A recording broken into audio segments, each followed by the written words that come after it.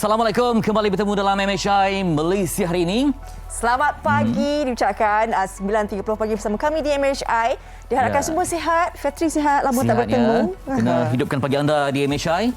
Okey, dan untuk anda yang bersama kami hari ini 26 Ogos, hari Khamis 17 Muharram, dalam keadaan yang bermaya dan juga pastikan anda ada terapi masing-masing. Setengah orang terapinya dengan kopi ataupun dengan buku. Fariha dengan apa pagi-pagi biasanya? Saya pagi-pagi saya kena tengok muka anak dulu. Okay. Lepas tu minum air som pastinya. 5 hari saja lagi kita menghitung hari. 31 Ogos terus kibarkan jalur gemilang. Dan ini juga untuk kita mengenang jasa juga Barisan Hadapan dalam kita berdepan dengan pandemik COVID-19 ini. Ya, jadi pastikan anda di premis ataupun di rumah, di dalam kenderaan atau apa saja. Mungkin di laman sosial, sebab sekarang ni kan PKP lagi.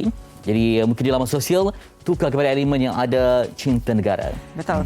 Baik, hari ini MHI akan kita kongsikan. Ini berkenaan dengan baru-baru ni kita tahu kenyataan Perdana Menteri yang amat berhormat Datuk Seri Ismail Sabri Yaakob. Katanya kuasa pembeli harus ditingkatkan untuk membantu ekonomi negara sekarang ini kan. Jadi bagaimana sebenarnya kita ni kadang-kadang rasa kita perlu simpan duit, tapi pada masa sama macam mana kita nak seimbangkan menyimpan, menabung dan juga membeli. Okey, mungkin kerana kita melihat ada keyakinan dari segi jangkaan kembali pulih, dari segi kadar vaksinasinya, mungkin akan mencapai imuniti kelompok. Jadi orang akan mula berniaga dan pengalian wang akan menjadi semakin baik dan dapat terusnya mungkin ada tempat-tempat ataupun bubble tertentu, gelembung tertentu yang dibuka untuk pelancongan. Dan kita dapat bayangkanlah mungkin akan berlaku ekonomi yang menarik. Namun ada pihak yang mengambil pendekatan berhati-hati untuk berbelanja. Ya, betul. Sebab tidak dapat menduga apa yang akan berlaku tahun ke depan. Jadi dibuatkan satu perancangan yang teliti dari segi aspek kewangan. Betul. Antara nak menabung ataupun membeli, yang mana harus diutamakan. Itu nanti kita akan kongsikan macam mana tipsnya nanti. Dan juga nanti kita nak kongsikan ini berkenaan dengan bagaimana orang ramai menyumbang kayu kayan ni macam untuk khususnya kayu cenggal dibagi pada seorang individu yang sangat kreatif kan, dan gunakan kepakarannya untuk membina sebuah surau. Itu dia, tanpa sebarang lakaran tapi terbina sebuah surau yang sangat unik dan menarik. Biasa kita ada perancangan kan, ada petanya, ada lakaran, tapi ini dibina hanya menggunakan hati dan imajinasi. Ini maknanya sikit-sikit orang bagi buat. Ada lagi bekalan sumbangan orang ramai petang kayu ni, dia akan buat sikit-sikit. Jadi itu nanti kita kongsikan dalam MHI. Dan namanya pun memang unik dan membuatkan anda rindu untuk pulang ke kampung. Surau Langgar Rindu di Kuala Terengganu. Okey. Dan sekarang kita nanti nak bersama pula untuk mengenali seorang tokoh ini pada kudrat yang berusia 63 tahun, mampu untuk menggali 63 kubur ataupun liang lahat. Kan kata dalam masa sehari boleh hingga 30 hingga 40 liang lahat.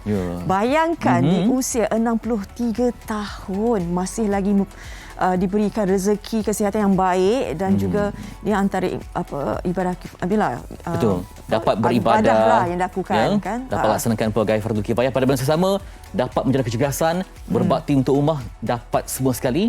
Inilah yang layak dianggap sebagai tokoh Malang Hijrah wilayah Persekutuan. Kita sama-sama berkenalan dulu dengan individu yang kami katakan ini. Silakan. Sambutan Ma'al Hijrah 1443 Hijriah tetap diraikan dalam suasana penuh kesyukuran meskipun negara masih lagi berperang dengan pandemik COVID-19.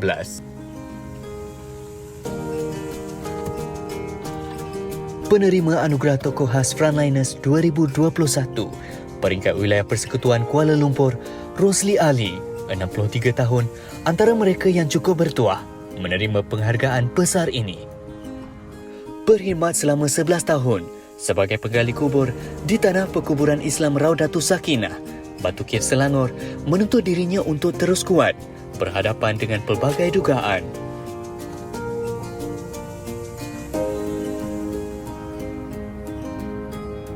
Bukan itu sahaja, Rosli turut berperanan membantu memindahkan jenazah di Tanah Perkuburan Islam yang tidak menghadap kiblat, menguruskan jenazah tidak berwaris serta mengendalikan pengubian jenazah COVID-19.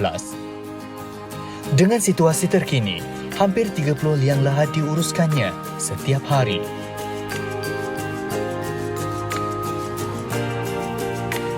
Bukan mencari publicity maupun menanti penghargaan, namun apa yang dilakukan adalah kerana melaksanakan tanggungjawab fardu kifayah di samping membantu sesama insan. Demikian sikit pendalaan tentang tokoh yang kita akan berbincang pada hari ini. Ya. Dan lebih menariknya sekarang ini pun beliau berada di tanah perkuburan untuk laksanakan misi dan tanggungjawabnya. Sejak jam 6.45 pagi dah keluar rumah. Baik, kita nak bersama dengan Cik Rosli. Hello, Assalamualaikum. Waalaikumsalam. Cik Rosli Subhanallah, ya. Ali. Ya, saya. Allahu Akbar. Itu dia. Saya kagum dengan tenaga, dengan kesihatan yang Allah kurniakan, dimanfaatkan Allah. untuk perkara yang terbaik untuk ummah. Okey. InsyaAllah. Cik Rosli, okey. Mungkin boleh ceritakan sikitlah. Sebab kita difahamkan antara 30 hingga 40 liang lahat pernah dilaksanakan kan dalam satu hari. Kalau keluar rumah 6.45 pagi tu maknanya sampai-sampai tu memang dah tahu dah berapa liang lahat yang perlu digali. Dia kalau malam banyak kalau pengurusan masjid-masjid yang telefon cakap dia besok dia ada satu jenazah macam tu macam saya dah tahu pagi-pagi pukul 7 suku saya start menggali. Baik, nak buat kerja ni perlukan tenaga yang banyak. Mungkin latar belakang Cik Rosli apa? Sebab dah biasa kerja keras saya nampak. Nampak tak penat, nampak tak lelah, nampak bersemangat. Jadi, apa yang dibuat pada zaman muda untuk pastikan tahap kesihatan tu tercapai sampai hari ini? Saya buat kerja macam ni start umur saya 16 tahun. Allahu Akbar. Masa tu Pada saat saya ikut orang ke macam mana? tak saya dulu tukang paip besar-besar tu terpaksa memang korek tanah lah. Maksudnya dah dekat 50 tahun ya? Aha. Mengerah keringat semua ni? Ya. Ya, saya. Hebat sebenarnya. Tapi Cik Rosli dah 11 tahun juga lah sebenarnya menumpukan sepenuh perhatiannya lah kan. Okey. Ya betul. Jadi kita berdepan dengan pandemik COVID-19 ini. Jadi pasti ini cabaran yang lain sebab kalau dulu kita tak perlunya ada pakai baju PPE bila menguruskan jenazah dan sebagainya kan Cik Rosli. Tetapi ya, betul. Cabaran yang dilalui oleh Cik Rosli sekarang mungkin boleh ceritakan jugalah. Ya, Mungkin kejap panas, kejap mendung. Macam kan? mana nak hadapan dengan cabaran cuaca dengan pakaian sedemikian? Ya. Dia kalau dulu jenazah biasa kita kat sini ada 10 ke 12 paling-paling pun kalau tak ada pun setakat 5-6 tu biasa hari-hari lah. Tapi sejak COVID ni start pada tahun lepas bulan 3. Masa tu kat sini tak banyak baru ada 14. Tahun ni yang naik mendadak tu. Untuk hari ini Cik Rosli berapa yang perlu dilaksanakan untuk menggali liang lahat ni? Berapa banyak? Pagi ni saya setakat ni saya dah ada 3 dah. Tu senarai COVID tak turun lagi. Kalau senarai COVID tu nanti baru kita tahu ada berapa.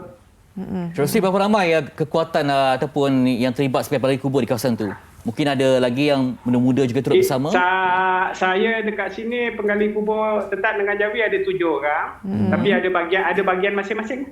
Lepas tu kita ada sukarelawan ada 2-3 orang. Itu dia. Selalunya penugasan ni habis jam berapa Cik Rosli? Kerja. Ya. Kerja tak tentu. Kadang macam semalam nak balik, tiba-tiba ada datang minta satu lagi. Terpaksalah kita gali. Ya. Kalau kita tak gali takkan dia nak simpan sampai pagi ni tak berapa bagus lah kan. Cik Rosli, dalam 10 tahun berkhidmat di situ, apa pengalaman yang tak dapat dilupakan? Barangkali nak dikongsikan dengan kami semua? Kalau setakat pengalaman tu pahit manis tu rahsia diri saya. Saya tak dapat nak cerita dekat siapa pun. Baik. Cik Rosli, bila dianugerahkan tokoh Ma'al Hijrah Frontliners kan, mungkin kita nak dengar juga perasaan Cik Rosli sendiri apabila mendapat tahu bahawa disenaraikan sebagai tokoh Ma'al Hijrah Frontliners.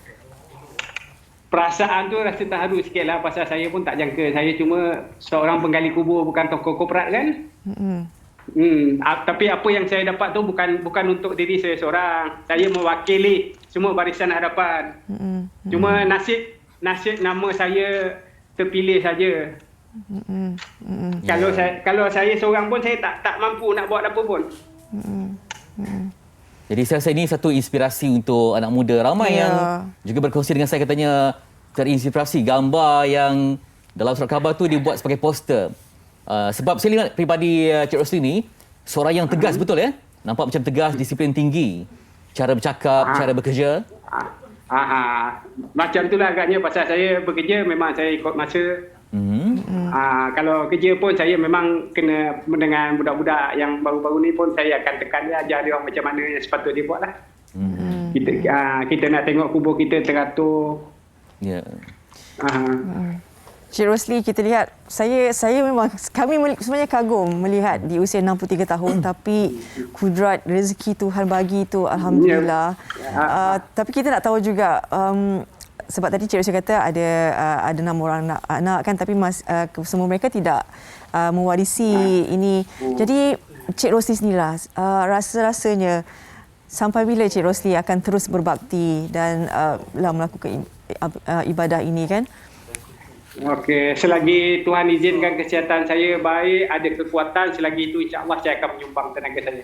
Insya-Allah. InsyaAllah. Sebagai tokoh frontliners yang berbeza auranya, lepas ni kalau PKP dah tamat, orang nak panggil untuk ceramah motivasi boleh ya Cik Rosli ya? InsyaAllah. InsyaAllah beri semangat ya. Aspek kesihatan boleh bagi ni satu.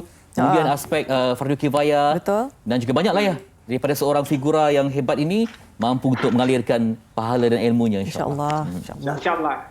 Cik Rosli, selamat bertugas, kami doakan yang terbaik. Dimurahkan rezeki. Sama-sama, insya-Allah. Okey, baik, terima kasih. Jaga diri Cik Rosli. InsyaAllah, okey. Itu dia.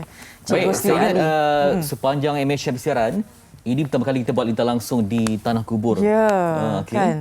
Ini dengan satu gambaran sebenar. Benar. Beliau bertugas di lokasi dan layaklah diangkat sebagai tokoh frontliners bagi kategori khas untuk tahun ini. apatah lagi pada usia 63 tahun kita membayangkan kalau itulah ayah kita. Allahu Akbar kan. Kita sama-sama mendoakan kesejahteraan, kesihatan untuk Cik Rosli. Ya, mungkin kita nampak dia dan rakan-rakan yang agak lain lah. susah mencabar, tapi dalam jiwanya siapa tahu kan, itu yang dia mahukan selama ini untuk berbakti untuk ummah. Moga-moga itu menjadi inspirasi untuk semua. Baik. Okey, itu kisah di sebalik penggali kubur tokoh Amal Hijrah kategori frontliners yang diangkat oleh Majlis Agama Islam Wilayah Persekutuan. Dan nanti juga nak berkongsi pelbagai lagi perkara yang menarik untuk camahan ilmu kita di pagi ini.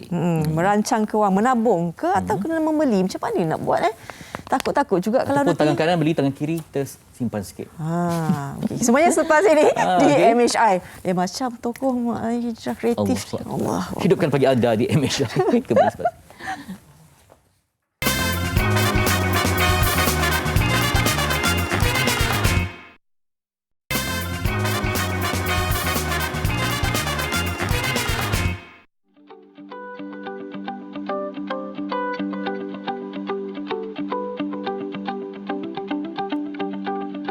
Bagi saya lebih suka menabung daripada berbelanja. Kita di era pandemik COVID-19 ni, kita tidak akan dapat jangka apa yang akan jadi pada masa akan datang. Hasil tabungan tersebut, kita boleh gunakannya sekiranya berlaku kecemasan terhadap diri kita lah.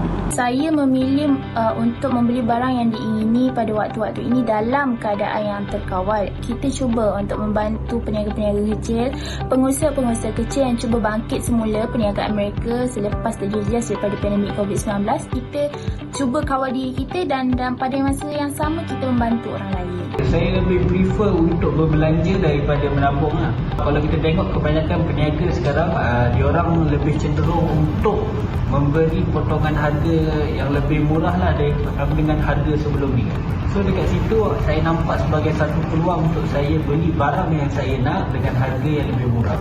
Dengan keadaan situasi sekarang, perlunya simpanan pada setiap individu. Pada masa hadapan, kita tak tahu bila kita akan mengalami kecemasan, kemalangan dan lain-lain bencana yang mungkin akan terlibat. Saya lebih memilih untuk menabung kerana apabila kita menabung, kita akan memudahkan urusan kita pada masa hadapan. Contohnya, kita menabung satu hari RM1. Ia akan memudahkan urusan kita apabila kita menghadapi perkara yang sukar ataupun perkara yang susah pada masa hadapan. Bersusah-susah dahulu, bersenang-senang kemudian. Baik, kita mendengar pelbagai reaksi orang ramai menyuarakan, ada yang kata tak berani sebab takut nanti tak tahu macam mana pandemik ni akan apa. Jadi ada yang kata dia lebih suka berbelanja sebab nak membantu peniaga-peniaga kecil ni. Mungkin ada individu yang memang tak terkesan langsung dengan pendapatan mereka, jadi boleh peruntukkan sejumlah wang untuk berbelanja, aktifkan kembali ekonomi. Ada pihak yang memang merancang, kata ini memang dana untuk 6 bulan ya, terutama mereka yang berniaga, terutama sekali dalam bidang yang memang terkesan, yang ada rantaiannya seperti industri perkahwinan, pelancongan. Yang lain yang mungkin ada gaji yang konsisten, mungkin masa untuk menyumbang juga untuk negara dengan berbelanja dan memberi peluang kepada para peniaga untuk membina kembali keuntungan. Okey, dan untuk berbincang secara ilmiah dan juga mendapatkan gambaran yang jelas serta perspektif yang unggul bersama dengan Profesor Madya Dr. Nur Adli Ridwan Shah Muhammad Adali, pensyarah Fakulti Ekonomi dan Muamalat Universiti Sains Islam Malaysia USIM, untuk berkongsi dan mendalami perkara ini. Baik, Assalamualaikum Doktor. Waalaikumsalam warahmatullahi wabarakatuh. Baik, Alhamdulillah Doktor sihat ya Doktor ya? Ya, Alhamdulillah. Tadi Doktor dah mendengar juga kan sebahagian daripada pendapat atau pandangan mereka berkenaan dengan nak menabung ke nak membeli? Ya, betul. Ini memang ada maksudnya dalam konteks kita ni, waktu sekarang ni mesti ada yang dalam persimpangan kan, betul tak? Betul. Kita nak menabung ke, dah lama ni menahan nafsu ni nak membeli dan kan, contohnya lah kan. Jadi kita dah lockdown selama hampir 2 tahun kan. Jadi macam-macam nak buat. Ada yang nak renovasi rumah, ada yang nak beli kereta lah, ada semua yang mungkin dah dipanggil apa? Kita dah terpaksa lewatkan, tangguhkan kan. Jadi persoalannya, adakah kita perlu menabung ataupun kita perlu membeli pada waktu ini. Dalam konteks ekonomi kita, untuk kita ekonomi ni bergerak, kita perlu berbelanja. Maksudnya pengguna perlu berbelanja.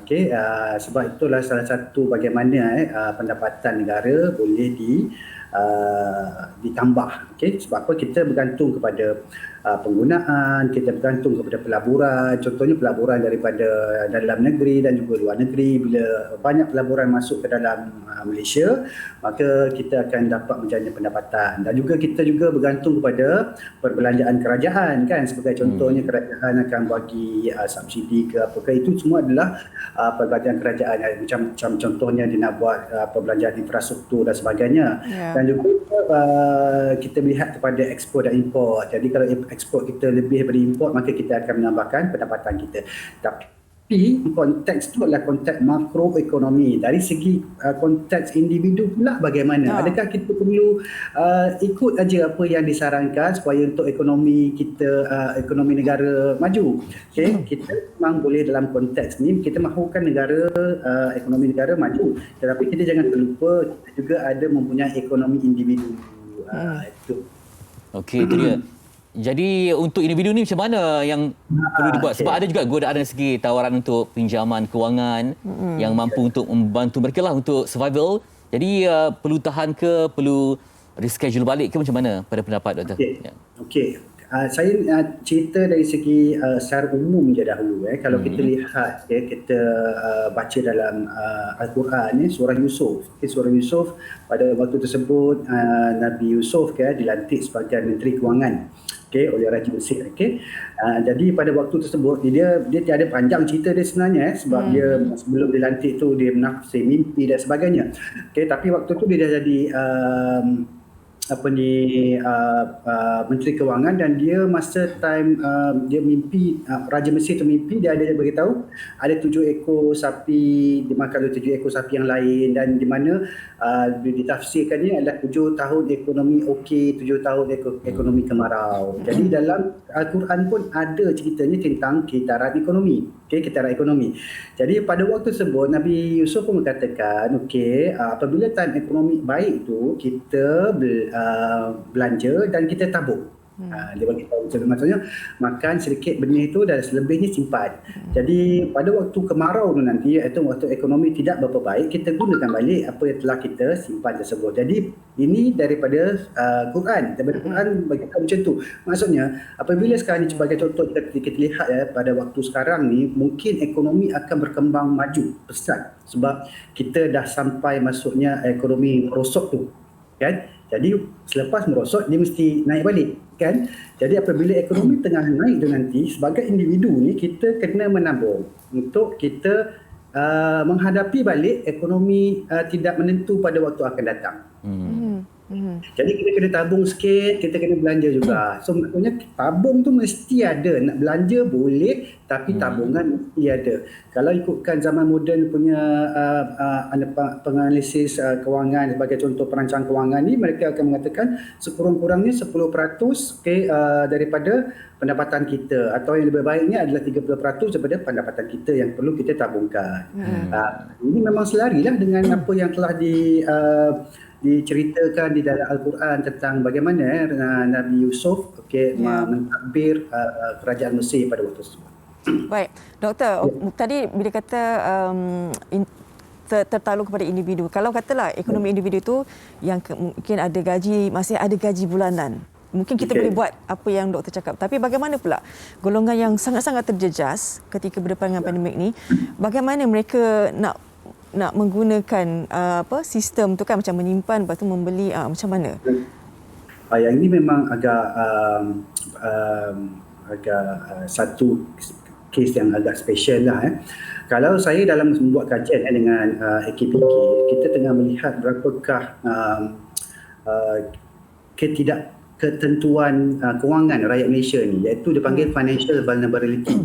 Maksudnya financial vulnerability ni ialah apabila berlaku sesuatu keadaan yang sebagai contoh macam COVID ke, kalau dulu ada krisis kewangan dan sebagainya, adakah kita ni boleh survive ke tak dalam masa contohnya 6 bulan. Tapi dalam konteks ni ramai orang rakyat Malaysia mungkin tak boleh survive 6 bulan. Tapi sebabkan kes COVID ni dia bukannya kes biasa tau, sebab dia bukannya 6 bulan dia punya ni bertahun, makan tahun kan.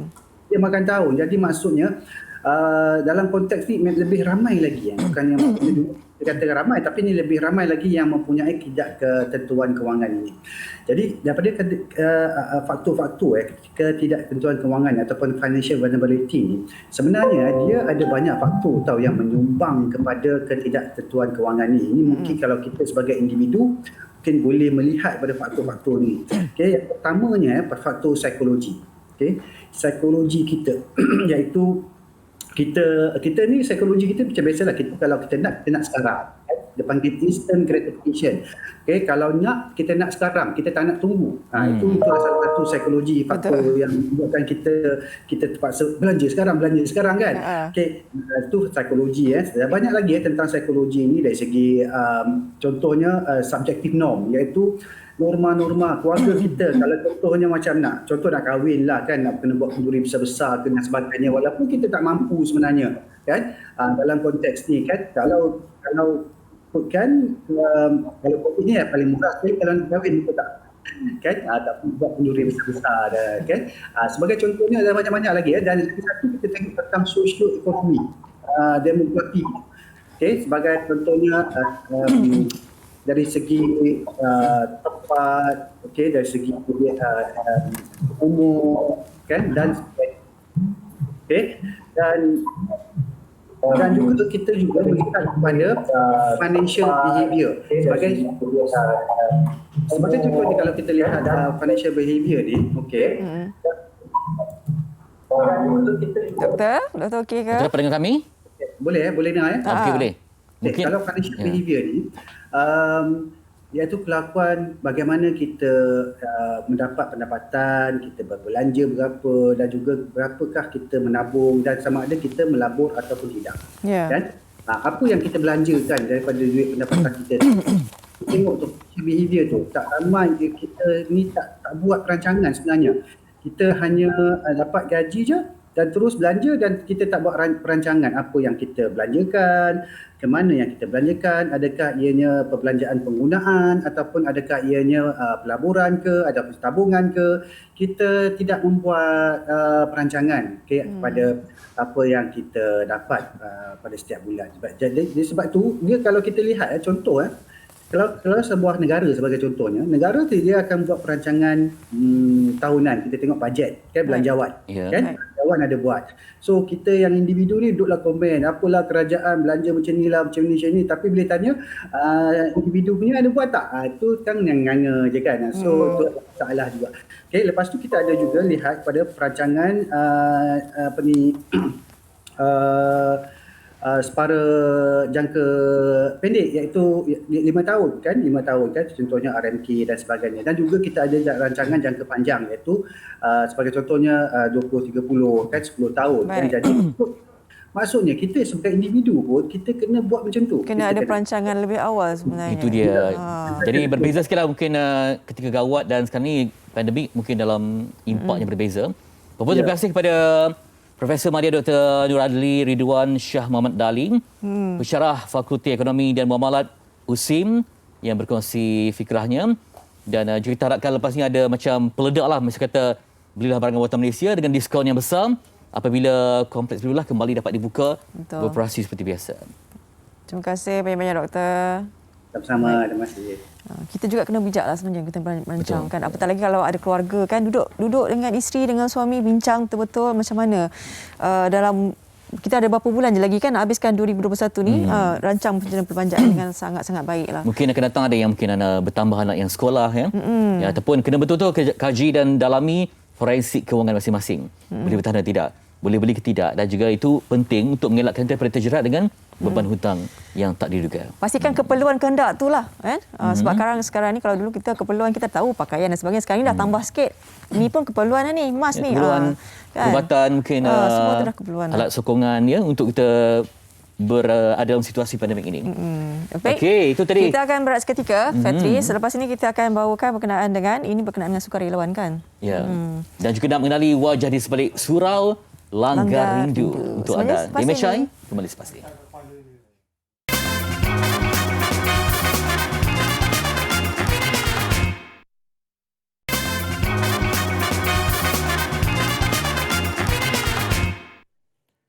Kembali hidupkan pagi anda di MHI Malaysia hari ini, dan kita nak mengajak anda untuk berkongsi tentang semangat sukarelawan terutama dalam membantu mereka yang terjejas dan memerlukan.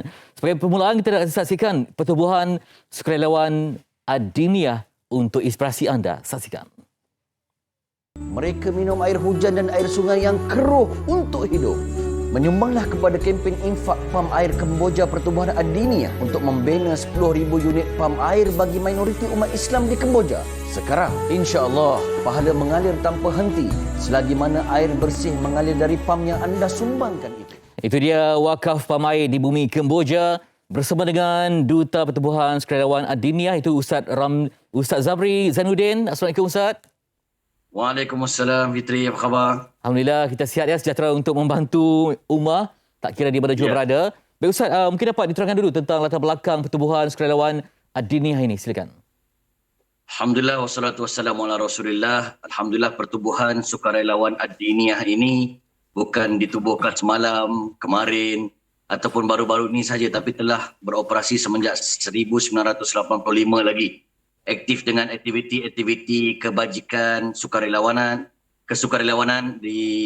bukan sahaja di Malaysia tapi di negara-negara jiran seperti Thailand, Indonesia, Bangladesh, Myanmar.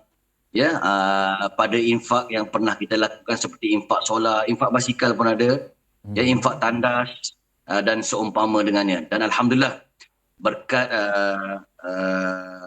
kegigihan sukarelawan Adiniah dan tim NGO ini, maka pada hujung tahun 2020 kita telah berjaya mengumpulkan 9,000 unit pam air di Kemboja, dan insya-Allah pada tahun ini kita target lebih lagi lah. Itu dia. Dan lihat mereka Kemboja memang mereka sangat memerlukan ya, dengan kehidupan yang begitu terjejas, bukan hanya pandemik ke tidak ke, tetap ada kesukaran yang mereka alami di sana. Baik Ustaz, dengan cerita banyak sekali sasaran yang disasarkan, termasuk membina 10,000 unit pam air untuk kali ini, pastinya dana yang banyak diperlukan juga. Jadi macam mana perancangan untuk mendapatkan sejumlah wang yang besar untuk merealisasikan impian ini, Ustaz?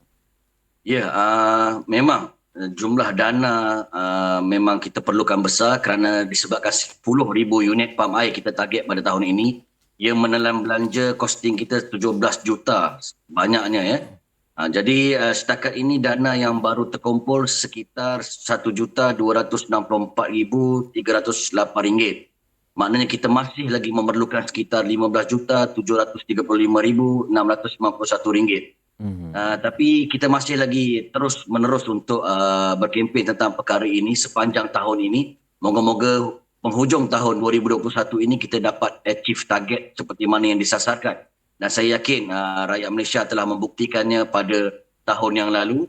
Dan insya-Allah walaupun ada terkesan pandemik COVID-19, dengan kesukaran mendapatkan air bersih untuk makan, minum, bersolat, beribadah, sebab mereka betul-betul bergantung kepada sumber air sungai untuk mendapatkan air bersih.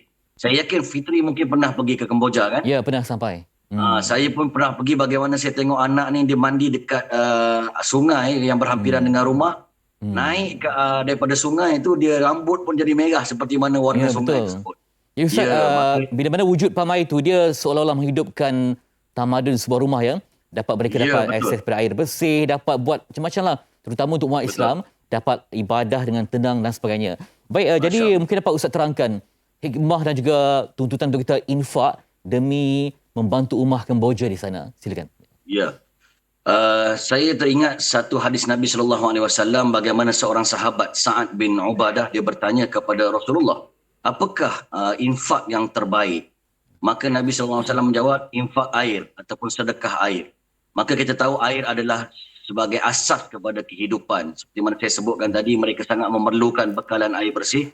Dan bayangkan kalau tuan-tuan boleh bertindak sekarang untuk berinfak ke website yang terpapar di situ, www.infakpamairkemboja.com, ataupun boleh menghubungi Ustazah Salihah 011-1097-6699 atau Ustazah Hazwani di talian 011550669972 untuk mendapatkan penjelasan lanjut. Pasti bila tuan-tuan bertindak, mereka mengukirkan senyuman.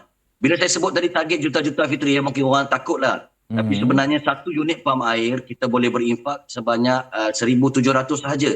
Dan boleh berkongsi pula penama-penama sebanyak 10 penama. Bermakna kalau seorang penama barulah sekitar RM170 sahaja. Jadi juga peluang terbaik untuk sedekah untuk ibu ayah. Barangkali Ustaz insya-Allah sebagai memastikan berkongsi sama akhirat itu bersama. Betul. Buat selain daripada untuk hari kubur kita, hari tua kita, boleh kita sebagai membalas jasa ibu bapa kita, kita niatkan atas nama ibu bapa kita, insya-Allah pahalanya mengalir. Selagi mana mereka bersolat, mereka dapat air yang bersih untuk makan dan minum, selagi mana mereka mandi dan menggunakan air ini pada jalan kebaikan, pastinya perkara jariah itu terus berjalan. Dan inilah yang kita nakkan, sebab kita tahu bahawa mereka ini adalah minoriti umat Islam di sana, dan kita tahu nasib minoriti umat Islam di seluruh dunia sangat menyedihkan, termasuklah di Kemboja ini. Itu dia. Sekali lagi saya beri peluang pada Ustaz untuk wawarakan berkaitan dengan nombor akaun untuk disumbangkan. Mungkin ada yang tergerak hati hari ini untuk berbakti untuk ummah di Kemboja. Silakan Ustaz. Baik.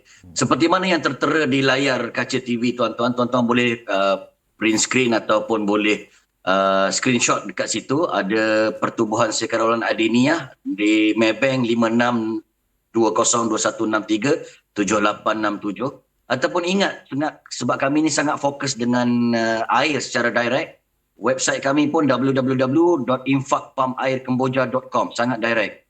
Jadinya mudah untuk mengingati, dan boleh juga merujuk pertubuhan FB kami di Pertubuhan Sukarelawan Adiniyah. Moga-moga ada kebaikan, bantu kami untuk kami sebagai moderator ataupun orang tengah pemudah cara menyampaikan bantuan kepada mereka. InsyaAllah. Terima kasih Ustaz berkongsi maklumat dan juga seruan untuk infak di Kemboja. Moga ada saham yang mengalir sampailah ke jannah insya-Allah. Itu tadi Ustaz Zamri Zanuddin yang merupakan Duta Pertubuhan Sukarelawan Adiniyah berkongsi tentang wakaf pam air di bumi Kemboja. Okey, Fariah nak kongsikan sesuatu yang bermakna. Tadi nampak Fariah sedang mengira apa tu? Gembira. Gembira juga untuk kongsikan berkenaan dengan ini dia surau Langgar Rindu kan. Kan dikabarkan kata individu ini baru berusia 60 tahun, maknanya warga emas. Tapi dengan kudrat yang ada dan sumbangan orang ramai bagi kayu dan sebagainya, kepakaran dan kreativiti yang ada pada beliau ini, dia membina sebuah surau yang dinamakan Langgar Rindu. Ini di Kampung Rutapai, Merang, Terengganu. Jadi mungkin untuk lebih lanjut kita saksikan laporan disediakan berkenaan dengan individu ini atau figura ini, iaitu Abdul Karim Embong yang membina surau Langgar Rindu. Pertama sekalinya masih mula-mula nak bangun lah. Mana pak suruh kata orang kosong. Poket tu kosong. Surau kayu yang diberi nama Langgar Rindu ini menjadi tempat persinggahan percuma buat para musafir untuk menunaikan solat. Selain keunikan pada nama, seni binanya turut menjadi tumpuan. Berukuran 1064 kaki persegi ini milik penggiat seni Abdul Karim Embong, 62 tahun, Dia hanya menggunakan kayu pokok tembesu terbuang serta kayu cengal hasil sumbangan orang ramai sebagai bahan binaan asas. Tanpa sebarang lekaran pelan, Abdul Karim atau lebih mesra disapa Pok Su merealisasikan idea spontannya ini berdasarkan bahan binaan yang diterima. Langgar mempunyai 4 makna, antaranya pelanggaran, surau atau madrasah, tempat pengajian agama, kawasan pemakaman diraja, serta bumbung rumah yang mempunyai anjung disambung dari bumbung asal. Kalau kita panggil surau, surau kampung ni dah ada, surau kampung. Jadi nanti orang kata pasal apa buat surau pula. Cuma kadang-kadang hari ni, generasi hari ni dia lupa, dia dah berapa tahun. Jadi Pok Su pula teringat pula arwah orang tua Pok Su, mak tu. Dia tak panggil surau, dia panggil langgar. Rindu ni menggambarkan satu perasaan yang amat tinggi nilai dia. Rindu ke kampung halaman, rindu kepada Allah, rindu kepada Rasul, rindu kepada nak buat amal, rindu kepada orang tua kita dulu, rindu kepada apa-apa yang itu kita cintai. Bercirikan Melayu klasik, bapa kepada 6 orang anak ini begitu teliti dalam memilih jenis kayu yang akan digunakan. Kayu yang diterima akan dibersihkan terlebih dahulu sebelum menjadi pecahan untuk membina tiang dan elemen binaan yang lain. Menguruskan surau sejak awal pembinaannya pada Mac 2014 lalu secara sepenuh masa. Nilai keseluruhan yang dibelanjakan hampir mencecah RM100,000 dengan berkat sokongan daripada ramai pihak termasuk anak-anaknya yang membantu dari pelbagai sudut. Pok Su berbangga dengan hasil seni kreativiti ini sekaligus dapat berkongsi kebaikan bersama masyarakat setempat. Dengan terbinanya Langgar Rindu ni, mudah-mudahan kita semua akan buka mata lah kata orang. Tapi cukuplah kita syiarkan agama Allah ni dengan apa yang kita boleh buat. Semoga ilham seni bina insan bersemangat wajah ini akan terus dihargai.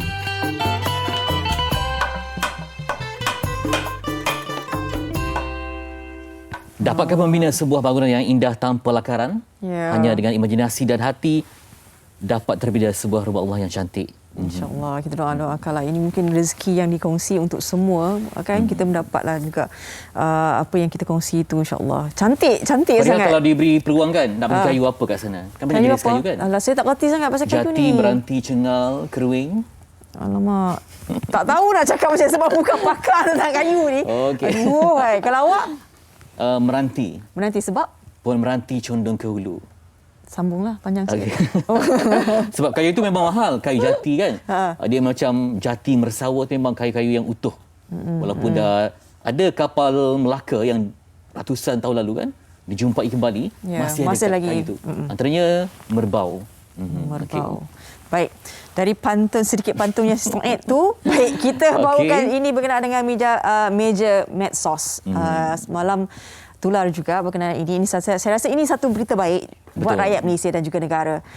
Lembaran baru buat politik negara di mana Perdana Menteri yang amat berhormat Datuk Seri Ismail Sabri Yaakob telah pun menjemput ini dia komponen daripada parti Pembangkang. Pembangkang Datuk Seri Anwar Ibrahim, Mat Sabu, Lim Guan Eng dan juga turut bersama dalam pertemuan yang sangat klasik saya kira.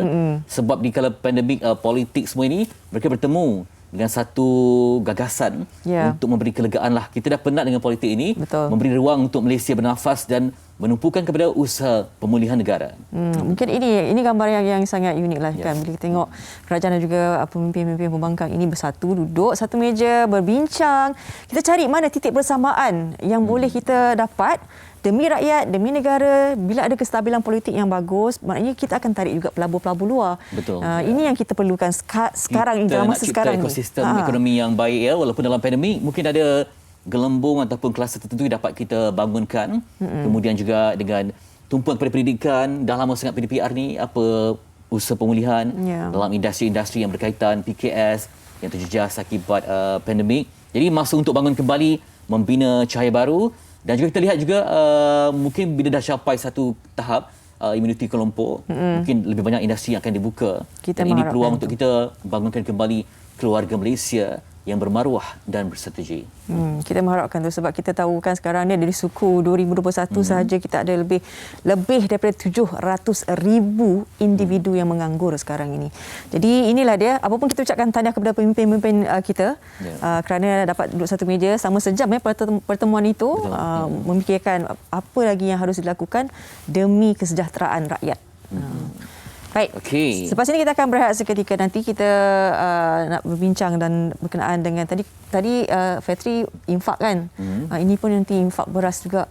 Itu dia. Ya, sama-sama kita membantu usaha yang berterusan. Saya lupa tadi, Faria sesuai dengan satu kayu ni. Kayu apa? Kayu cendana. Sebab bagi pantun sikit. Cendana. Jangan saya beritahu lah. Cepatlah. Kalau gadis tepian cendana, biarkan terkena angin dan bayu. Kalau terpandang pagi di sana, dalam hati terkenang selalu. Ouch. Cendana tau? Cendana. Ada lagu kan? Lagu pun ada. Lagu Cendana. Tu dia. Cendana. Dia ramai yang menyanyi. Terima kasih kerana terima kasih penerbit menyanyikan sebab kami. mereka ni kita nak imbas balik lagu-lagu lama yang menarik kan. Tapi lepas ni kita nak tumpu dulu kepada usaha untuk berwakaf dan juga infak beras untuk ummah. Baik, semua selepas ini di MHI. Bercanda.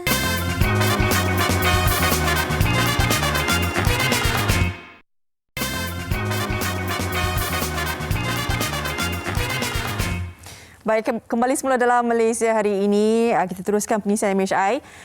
Kita nak tahu juga, sebab tadi kita dah warakan berkenaan dengan infak beras untuk ummah ni. Tapi ini adalah anjuran daripada Pertubuhan Kebajikan Pondok Motivasi. Apa kata? Kita kena kenal dulu berkenaan dengan Pertubuhan Kebajikan Pondok Motivasi ini. Kita lihat mereka sedang diuji dengan kesusahan. Sebenarnya kesusahan itu apabila kita tidak pernah diuji oleh Allah. Ayuh bantu mereka yang fakir dan daif ini dengan berinfak kepada kempen infak beras untuk ummah bersama Pertubuhan Kebajikan Pondok Motivasi sekarang. Pahala dan rezeki berlipat kali ganda menanti anda, insya-Allah. InsyaAllah. Ini yang kita kongsikan berkenaan dengan kempen infak beras untuk ummah.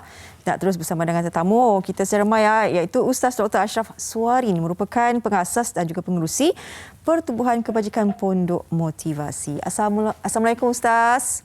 Waalaikumsalam warahmatullahi wabarakatuh. Baik Ustaz, terima kasih bersama kami Ustaz. Ini kita nak, sebelum kita berbincang berkenaan dengan kempen infak beras untuk ummah ni Ustaz kan, sebab kita tahu sekarang ni kita berada dalam pandemik dan sebagainya. Tadi kita pernah cakap macam mana kita ni nak keluarkan duit untuk bersedekah kan, nak membeli dan sebagainya. Mungkin ini salah satu daripada platform juga yang kita boleh gunakan sebenarnya. Jadi sebelum tu kita nak tahu apakah maksud sebenarnya dan kita berdepan dengan pelbagai cabaran ni kan, tentang rezeki dan sebagainya. Dugaan terbesar orang Islam yang kita hendak kongsikan bersama-sama Ustaz hari inilah. Allahu Akbar. Terima kasih kepada hos yang mulakan bicara pada pagi ini.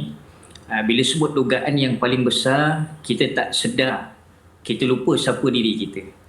Bila sebut lupa siapa diri kita, kita hamba dan kita menumpang atas muka bumi Allah dan kita meminjam daripada apa yang Allah berikan atas dunia ni. Tak ada benda yang kita miliki.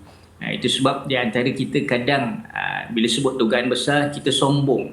Kita sombong dengan Allah sampai kita rasa yang kita miliki ni atas usaha kita sendiri. Atas kita punya penat lelah tanpa memikirkan Allah bagi pinjam.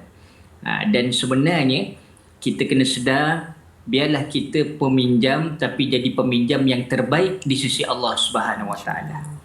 Allah sebut dalam satu ayat, man dzalladzi yuqridullaha qardan hasana fayudha'ifahu lahu wa lahu ajrun karim. Barang siapa yang memberi pinjam pada Allah, kita minjam pada Allah tapi kita beri pinjam balik pada Allah Subhanahu Wa Taala, Allah beri sebaik-baik ganjaran.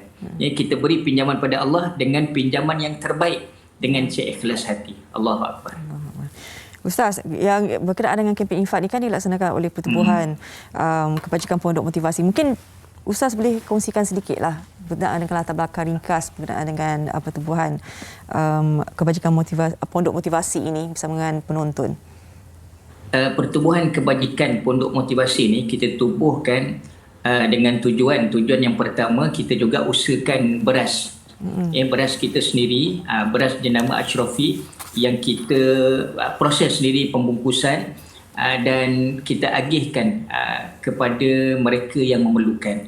Dan antara lain sebagai dana untuk pembangunan Pondok Motivasi Tahfiz Hamlatul Quran yang saya usahakan di Tanjung Karang, Selangor.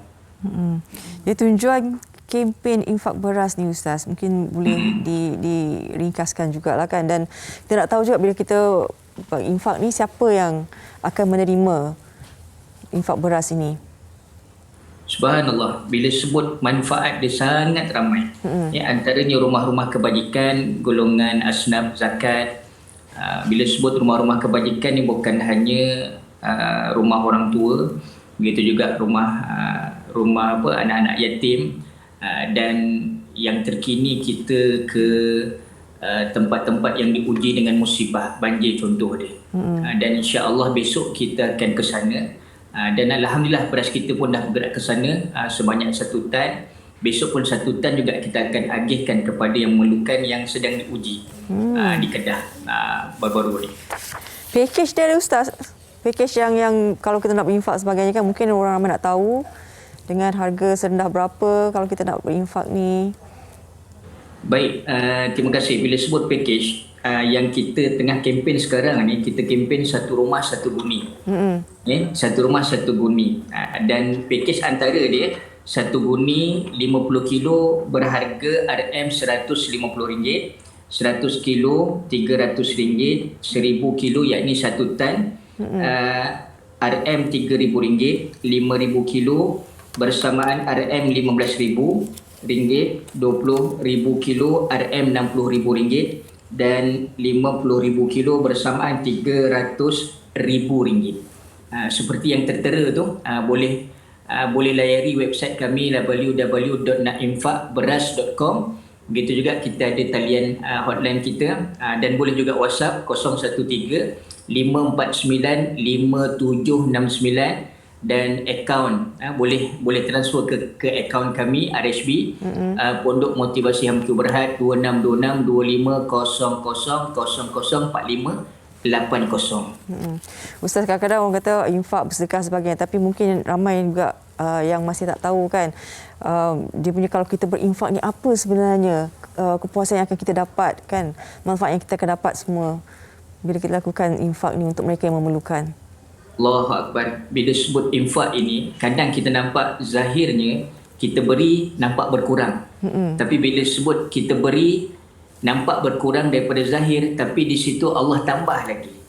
Allahu Akbar. Kadang dekat kocek kita kan, dekat kocek kita ada duit ni, belum tentu hak milik kita. Kadang kita nak makan, hak milik toke kedai makan, isi minyak, toke minyak. Tapi yang kita infakkan, yang kita masukkan dalam tabung, itulah hak milik kita yang Allah nilai di akhirat nanti. Allahu Akbar. Hari ni ada yang diuji dengan sakit, sebagai ubat rawatan sakit dia. Ada masalah, susah, tapi dia boleh beri. Betul. Allah hilangkan pelan-pelan masalah yang dia hadapi.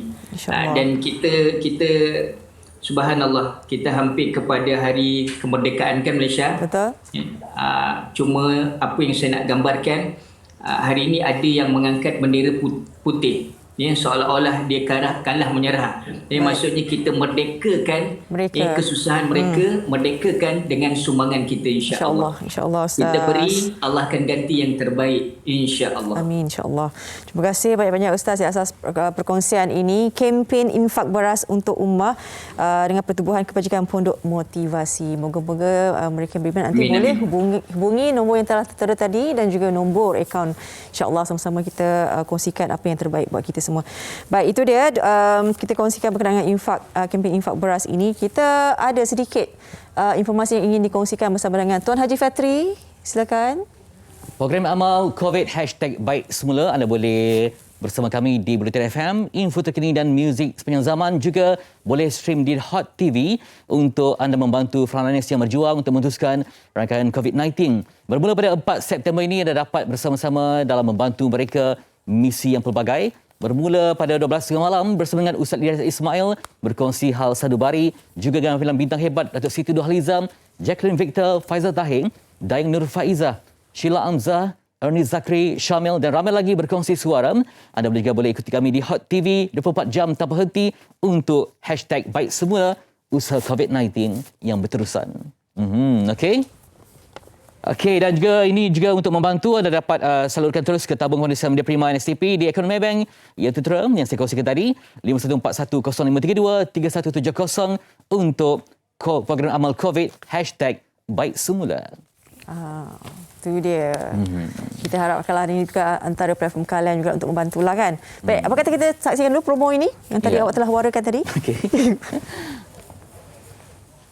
4 September ini mulai jam 12.30 malam selama 24 jam. Ayo bersolidariti bersama Barisan Hadapan Negara menerusi program amal COVID #baik semula. Sebuah rancangan 24 jam dengan misi mengumpul dana khas untuk menyokong benteng Barisan Hadapan Negara dalam menentang COVID-19 menerusi tabung kemanusiaan Media Prima NSTP menampilkan Misha Omar, Datuk Sri Siti Nurhaliza, Bang Fiz dan ramai lagi. Stream secara langsung di YouTube Hot TV. Baik, itu dia. Diam tak diam dah habis emission ini, ya Allah. Cepat je masa berlalu. Baik, nanti esok kita akan kongsikan berkenaan dengan ini dia. Apabila hidayah menjentik hati. Subhanallah. Berkenaan dengan Alif Aziz. Itu dia juga sertai tabligh untuk merawat jiwa. Sebab jiwa ni umpama rumah, kalau terbiar sikit dia akan bersawang. Betul. Itulah dia ibaratnya cinta ini dan juga kehidupan yang perlu sentiasa diraih cahayanya. Okey. Baik, kita akhiri MHI pada pagi ini. Kita saksikan hasil potret Datuk Siti Nurhaliza menggunakan cube Rubik tu, sebab ini ada individu yang istimewa. Betul. Ada kepakaran buat seni itu. Zabli Abdul Hadi. Kalau nama akaun TikToknya abam.takaful. Itu dia. Bermula dengan potret almarhum Siti Sarah, kini Siti Nurhaliza menjadi dambaannya. Baik, kita tinggalkan anda dengan visual ini. Jaga diri. Sekali lagi, Assalamualaikum. Kayu Cendana. Assalamualaikum awak semua. Hari ini kita nak buat respon kepada komen Tok P pada minggu lepas. Kita nak buat apa? Kita nak lukis gambar Tok P menggunakan Rubik Cube. Jom. Ramai yang tanya, banyak jumlah Rubik Cube yang menggunakan untuk buat benda ni. Sebenarnya taklah banyak. Cumanya 391 betul saja. Okey, untuk lukisan hari ini, abang menggunakan gambar asal daripada Mr. Google. Kita tengok tu, kita pusing. Tak tahu dah tu jadi ke tak kan. Tengok je lah. Ada juga yang tanya kat abang, berapa lama masa abang gunakan untuk siapkan benda ni? Kalau nak kirakan, lebih kurang dalam 3 ke 4 jam sahaja. Okey, kita nak siap ni. Tengok macam mana hasilnya.